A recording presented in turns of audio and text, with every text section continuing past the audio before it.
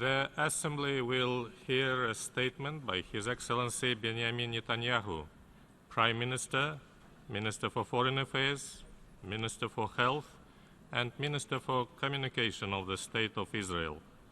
I request protocol to escort His Excellency.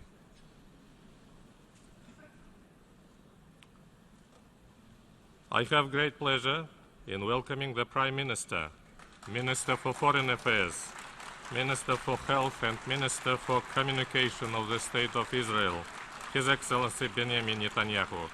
I invite him to address the Assembly.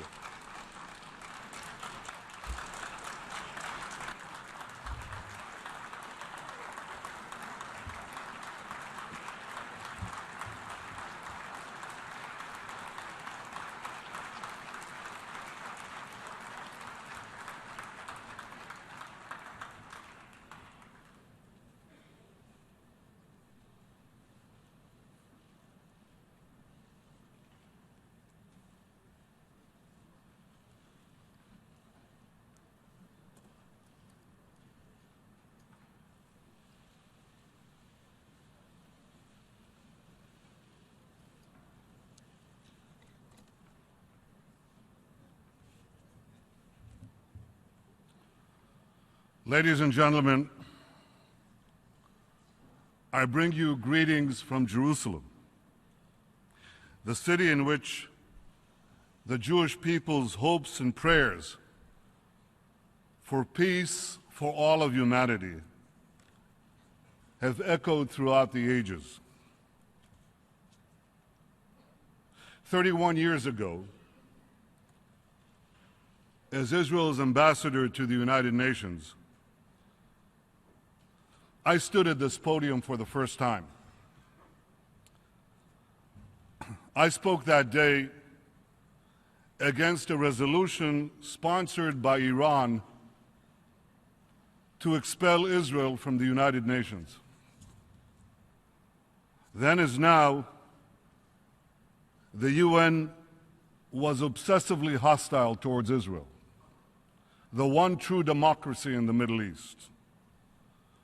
Then as now, some sought to deny the one and only Jewish state a place among the nations.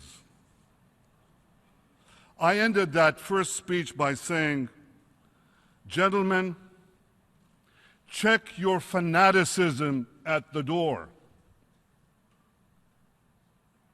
More than 3 decades later, as the Prime Minister of Israel, I'm again privileged to speak from this podium. And for me, that privilege has always come with a moral responsibility to speak the truth. So after 3 days of listening to world leaders praise the nuclear deal with Iran, I begin my speech today by saying, ladies and gentlemen, check your enthusiasm at the door. You see, this deal doesn't make peace more likely. By fueling Iran's aggressions with billions of dollars in sanctions relief, it makes war more likely. Just look at what Iran has done in the last 6 months alone, since the framework agreement was announced in Lausanne. Iran boosted its supply of devastating weapons to Syria. Iran sent more soldiers of its Revolutionary Guard into Syria. Iran sent thousands of Afghani and Pakistani Shiite fighters to Syria. Iran did all this to prop up Assad's brutal regime. Iran also shipped tons of weapons and ammunition to the Houthi rebels in Yemen, including another shipment just 2 days ago. Iran threatened to topple Jordan. Iran's proxy, Hezbollah, smuggled into Lebanon SA-22 missiles to down our planes and Yahoun cruise missiles to sink our ships. Iran supplied Hezbollah with precision-guided surface-to-surface missiles and attack drones so it can accurately hit any target in Israel. Iran aided Hamas and Islamic Jihad in building armed drones in Gaza. Iran also made clear its plans to open 2 new terror fronts against Israel, promising to arm Palestinians in the West Bank and sending its Revolutionary Guard generals to the Golan Heights, from which its operatives recently fired rockets on northern Israel. Israel will continue to respond forcefully to any attacks against it from Syria. Israel will continue to act to prevent the transfer of strategic weapons to Hezbollah from and through Syrian territory. Every few weeks, Iran and Hezbollah set up new terror cells in cities throughout the world. 3 such cells were recently uncovered in Kuwait, Jordan, and Cyprus. In May, security forces in Cyprus raided a Hezbollah agent's apartment in the city of Larnaca. There they found 5 tons of ammonium nitrate. That's roughly the same amount of ammonium nitrate that was used to blow up the federal building in Oklahoma City. And that's just in one apartment, in one city, in one country. But Iran is setting up dozens of terror cells like this around the world. Ladies and gentlemen, they're setting up those terror cells in this hemisphere too. I repeat, Iran's been doing all of this, everything that I've just described, just in the last 6 months, when it was trying to convince the world to remove the sanctions. Now just imagine what Iran will do after those sanctions are lifted. Unleashed and unmuzzled, Iran will go on the prowl, devouring more and more prey. In the wake of the nuclear deal, Iran is spending billions of dollars on weapons and satellites. You think Iran is doing that to advance peace?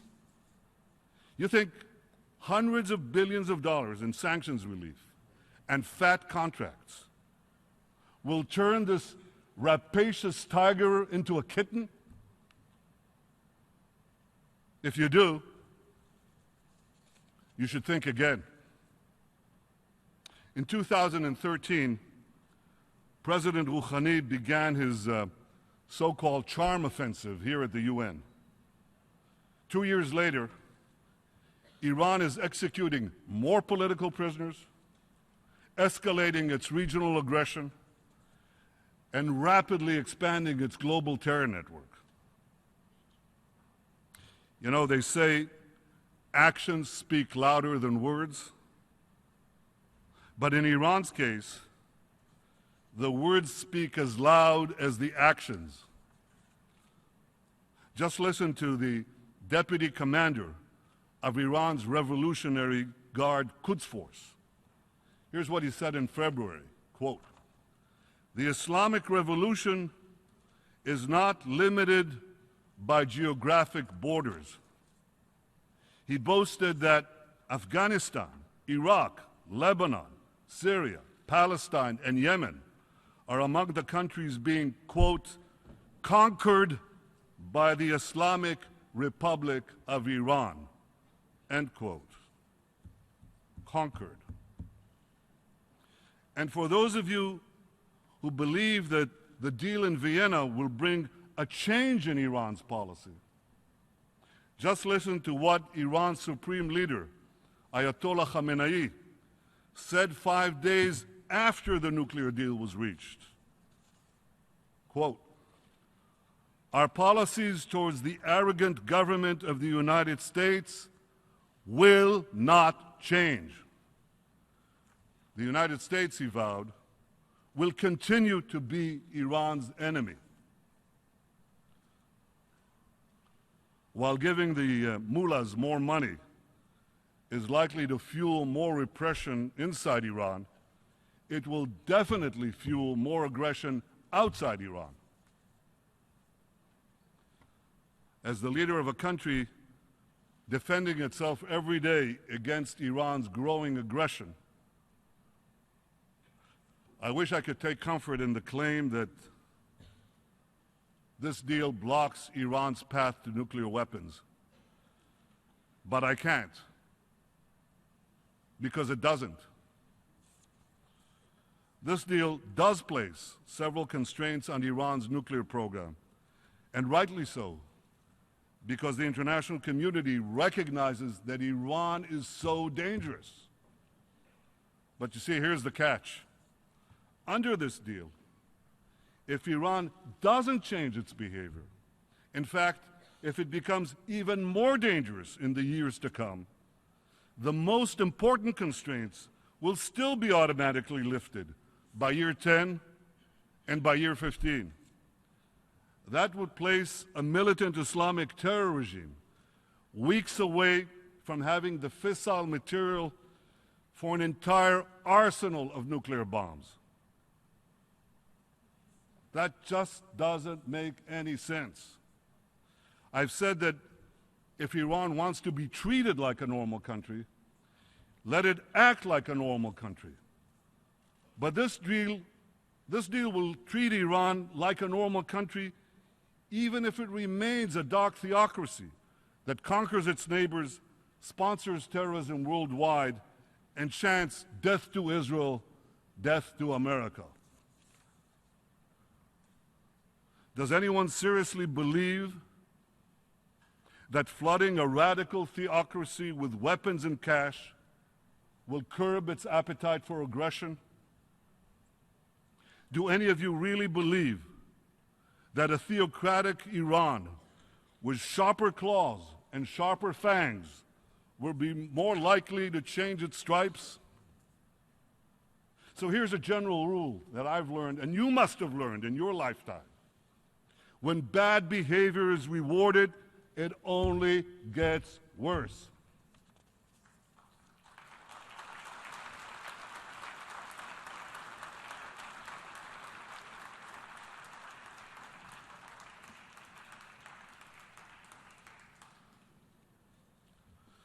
Ladies and gentlemen, I've long said that the greatest danger facing our world is the coupling of militant Islam with nuclear weapons. And I'm gravely concerned that the nuclear deal with Iran will prove to be the marriage certificate of that unholy union.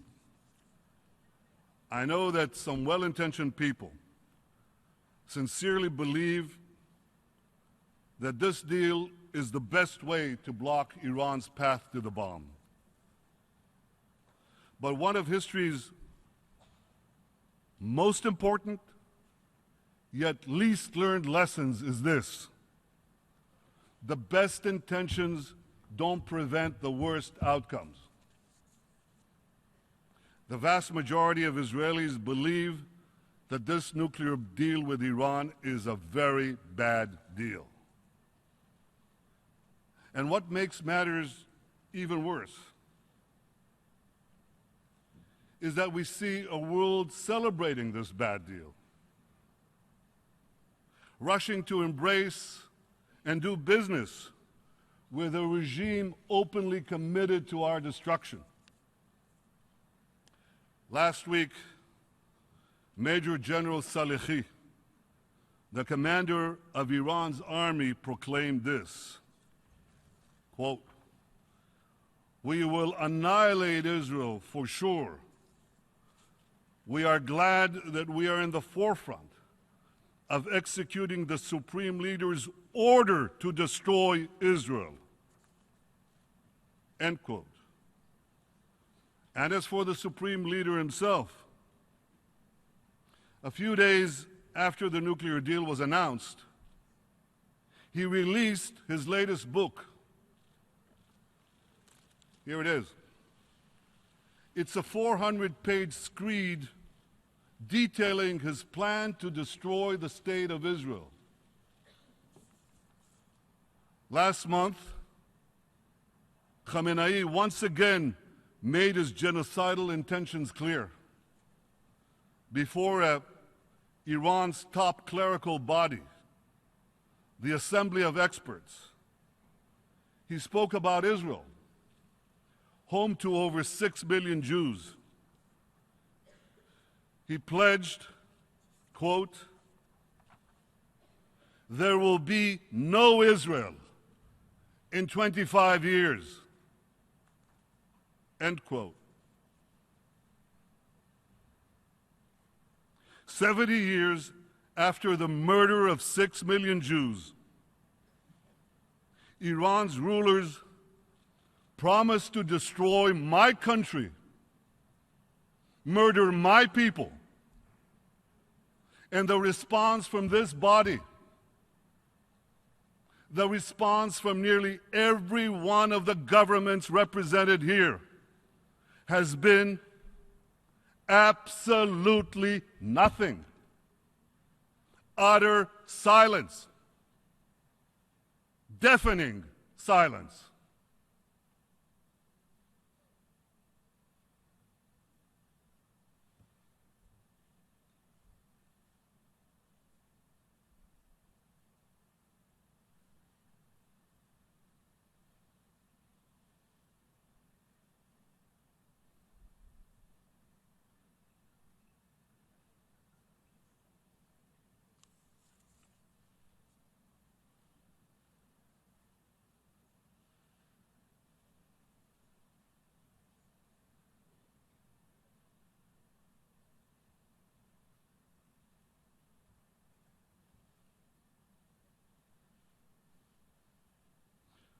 Perhaps you can now understand why Israel is not joining you in celebrating this deal.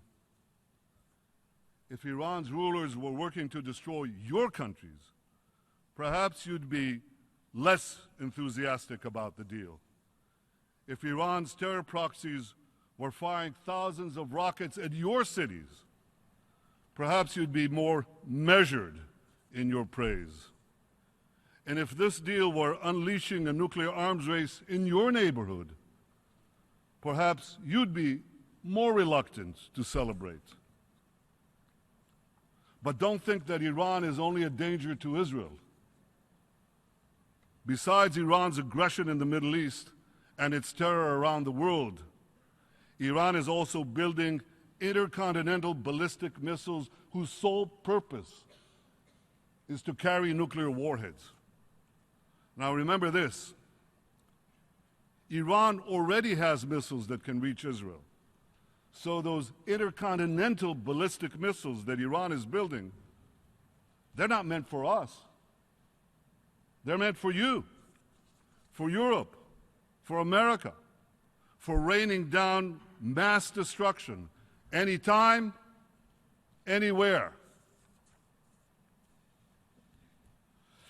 Ladies and gentlemen, it's not easy to oppose something that is embraced by the greatest powers in the world. Believe me, it would be far easier to remain silent. But throughout our history, the Jewish people have learned the heavy price of silence. And as the Prime Minister of the Jewish state, as someone who knows that history, I refuse to be silent.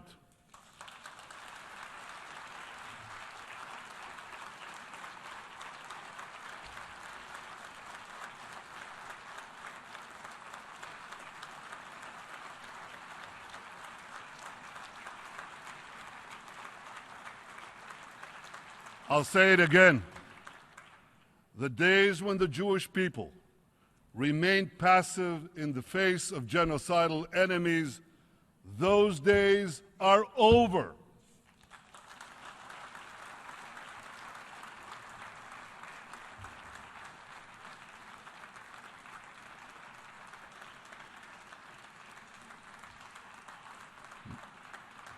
Not being passive means speaking up about those dangers. We have, we are, we will. Not being passive also means defending ourselves against those dangers. We have, we are, and we will.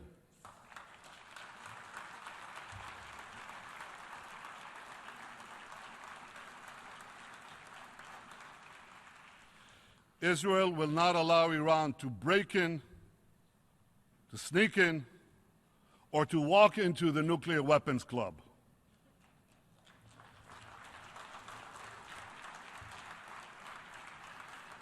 I know that preventing Iran from developing nuclear weapons remains the official policy of the international community.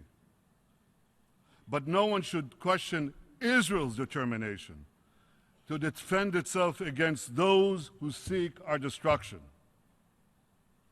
For in every generation, there were those who rose up to destroy our people. In antiquity, we faced destruction from the ancient empires of Babylon and Rome. In the Middle Ages, we faced inquisition and expulsion. And in modern times, we face pogroms and the Holocaust. Yet the Jewish people persevered. And now another regime has arisen, swearing to destroy Israel. That regime would be wise to consider this. I stand here today representing Israel, a country 67 years young, but the nation state of a people nearly 4,000 years old. Yet the empires of Babylon and Rome are not represented in this Hall of Nations. Neither is the 1,000-year Reich. Those seemingly invincible empires are long gone. But Israel lives. The people of Israel live. Am Yisrael Chai.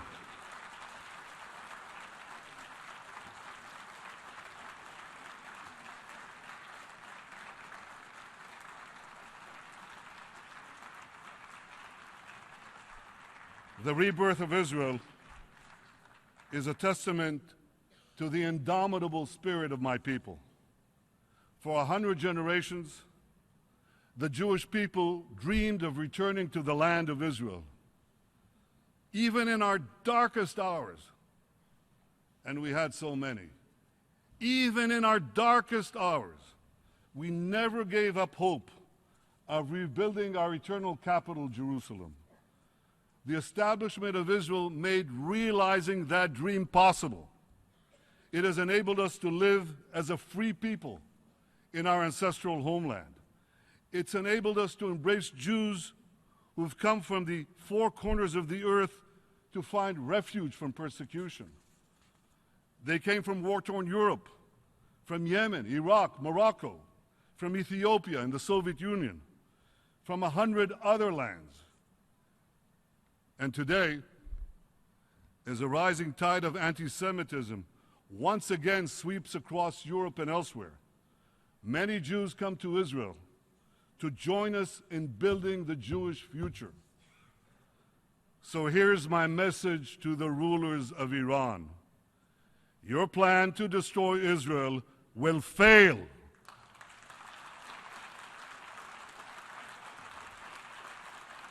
Israel will not permit any force on earth to threaten its future. And here's my message to all the countries represented here. Whatever resolutions you may adopt in this building, whatever decisions you may take in your capitals, Israel will do whatever it must do to defend our state and to defend our people.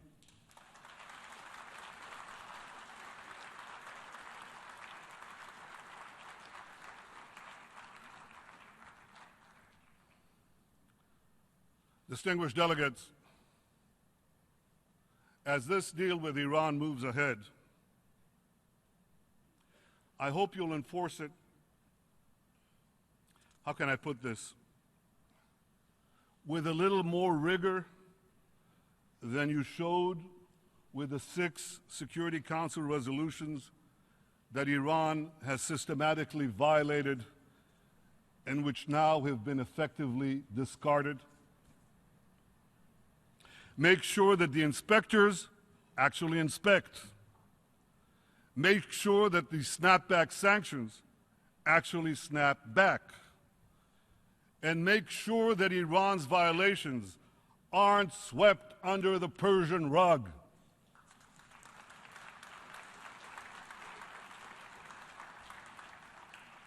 Well, of one thing I can assure you,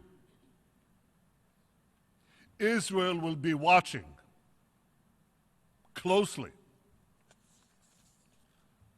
What the international community now needs to do is clear. First, make Iran comply with all its nuclear obligations. Keep Iran's feet to the fire.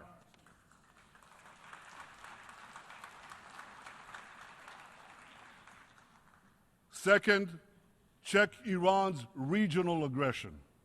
Support and strengthen those fighting Iran's aggression, beginning with Israel. Third, use sanctions and all the tools available to you to tear down Iran's global terror network.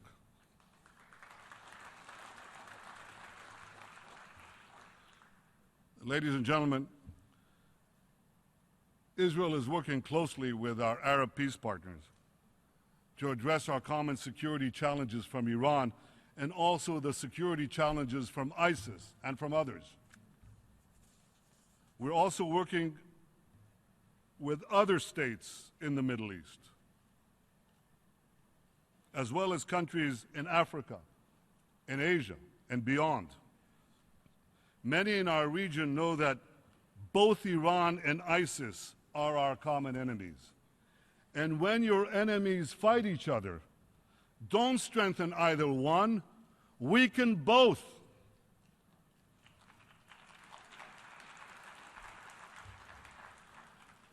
Common dangers are clearly bringing Israel and its Arab neighbors closer.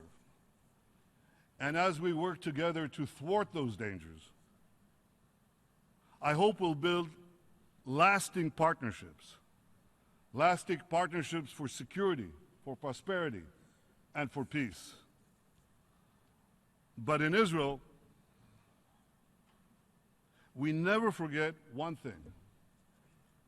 We never forget that the most important partner that Israel has always been and will always be the United States of America.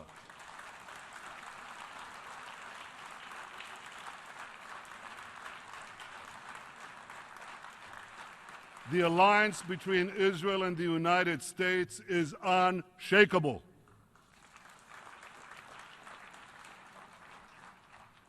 President Obama and I agree on the need to keep arms out of the hands of Iran terror proxies. We agree on the need to stop Iran from destabilizing countries throughout the Middle East. Israel deeply appreciates President Obama's willingness to bolster our security, help Israel maintain its qualitative military edge, and help Israel confront the enormous challenges we face. Israel is grateful that this sentiment is widely shared by the American people and its representative in Congress, by both those who supported the deal and by those who opposed it.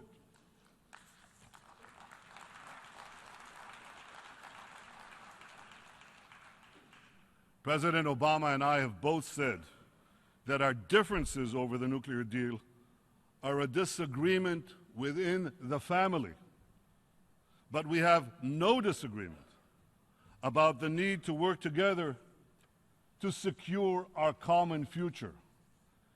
And what a great future it could be. Israel is uniquely poised to seize the promise of the 21st century. Israel is a world leader in science and technology, in cyber, software, water, agriculture, medicine, biotechnology, and so many other fields that are being revolutionized by Israeli ingenuity and Israeli innovation. Israel is the innovation nation.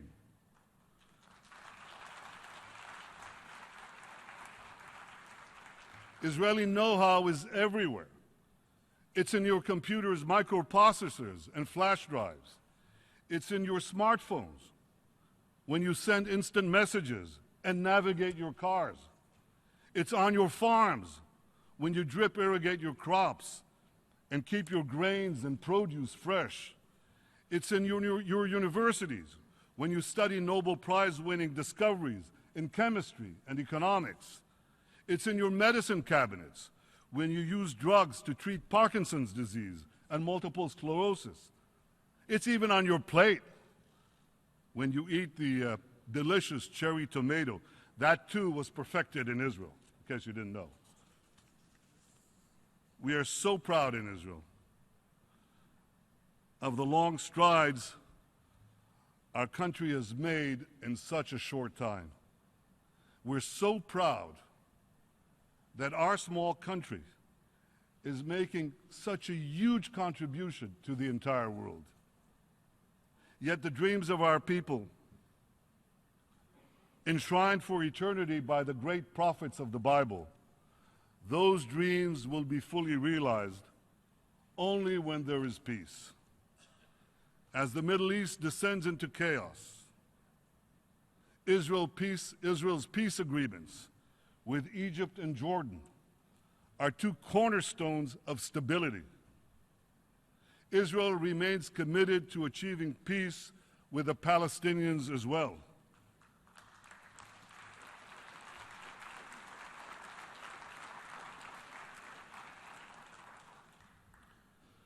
Israelis know the price of war. I know the price of war. I was nearly killed in battle. I lost many friends. I lost my beloved brother Yoni. Those who know the price of war can best appreciate what the blessings of peace would mean for ourselves, our children, our grandchildren. I am prepared to immediately resume direct peace negotiations with the Palestinian Authority without any preconditions whatsoever.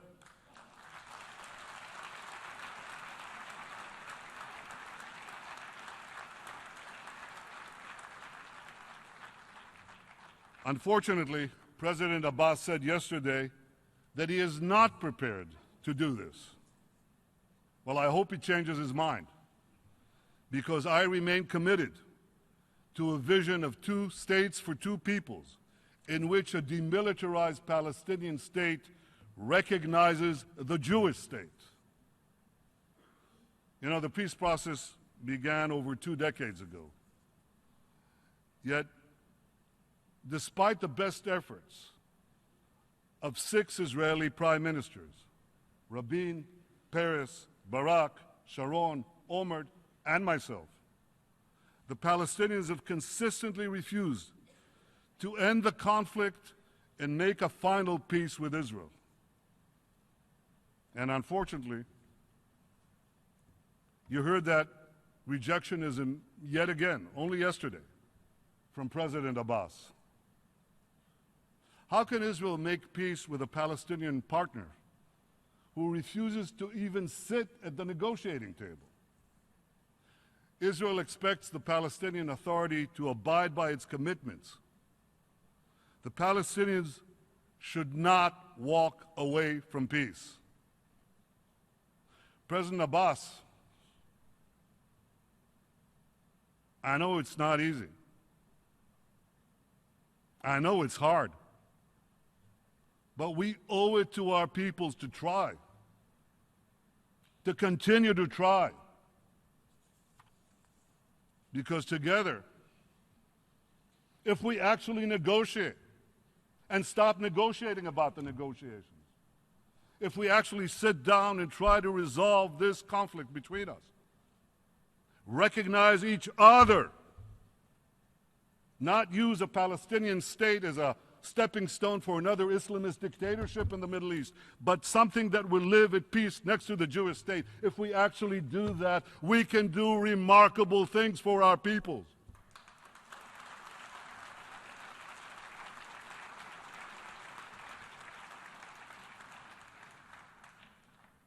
The UN can help advance peace by supporting direct, unconditional negotiations between the parties. The UN won't help peace, certainly won't help advance peace, by trying to impose solutions or by encouraging Palestinian rejectionism. And the UN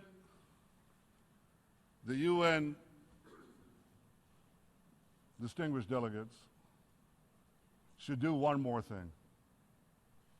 The UN should finally rid itself of the obsessive bashing of Israel. Here's just one absurd example of this obsession. In 4 years of horrific violence in Syria, more than 250,000 people have lost their lives. That's more than 10 times the number of Israelis and Palestinians combined who've lost their lives in a century of conflict between us. Yet last year, this assembly adopted 20 resolutions against Israel and just one resolution about the savage slaughter in Syria. Talk about injustice. Talk about disproportionality. 20. Count them. One against Syria. Well, frankly, I'm not surprised.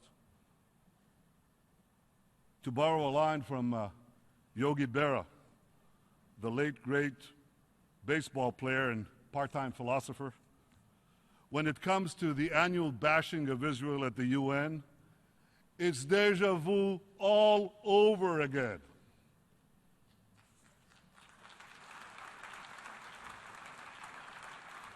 Enough. 31 years after I stood here for the first time,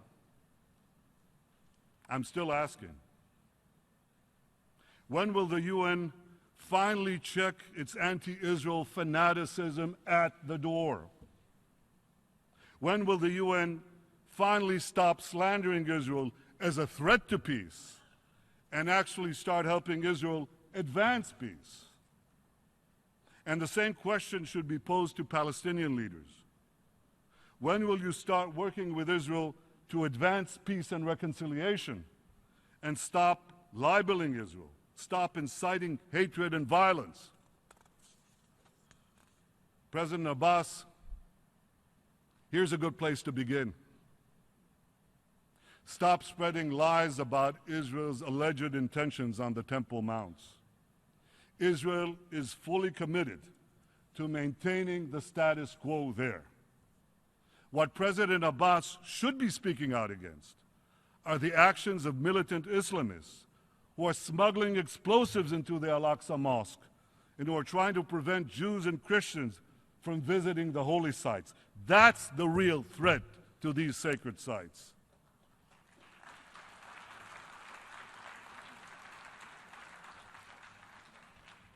A 1,000 years before the birth of Christianity, more than 1,500 years before the birth of Islam, King David made Jerusalem our capital, and King Solomon built the temple on that mount. Yet Israel will always respect the sacred shrines of all in a region plagued by violence and by unimaginable intolerance, in which Islamic fanatics are destroying the ancient treasures of civilization, Israel stands out as a towering beacon of enlightenment and tolerance. Far from endangering the holy sites, it is Israel that ensures their safety.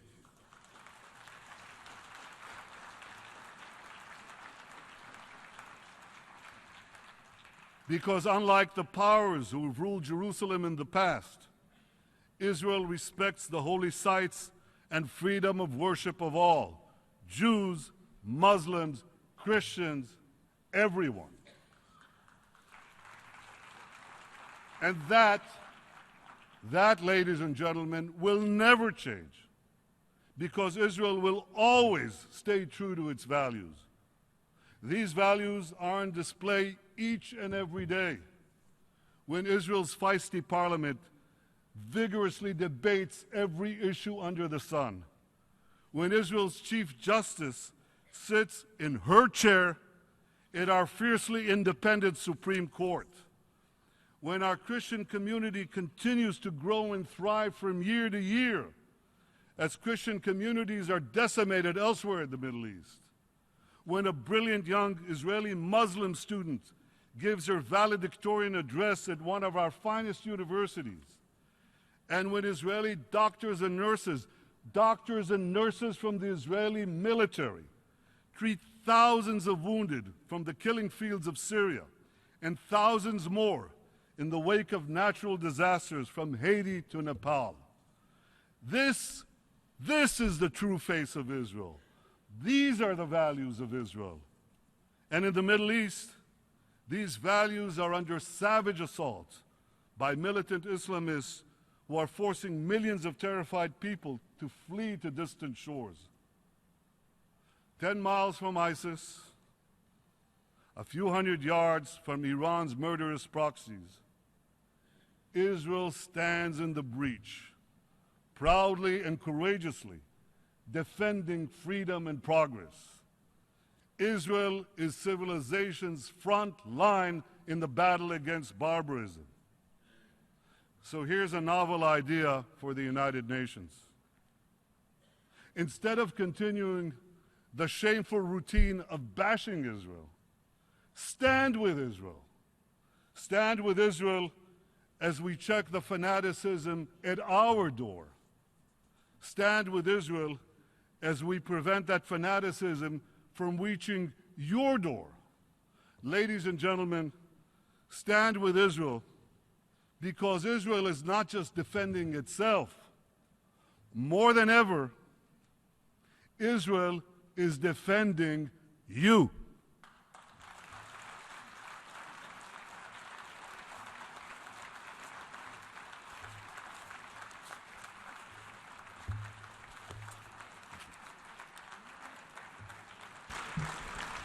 On behalf of General Assembly, I wish to thank Prime Minister of the State of Israel for the statement just made, and I request protocol to escort His Excellency.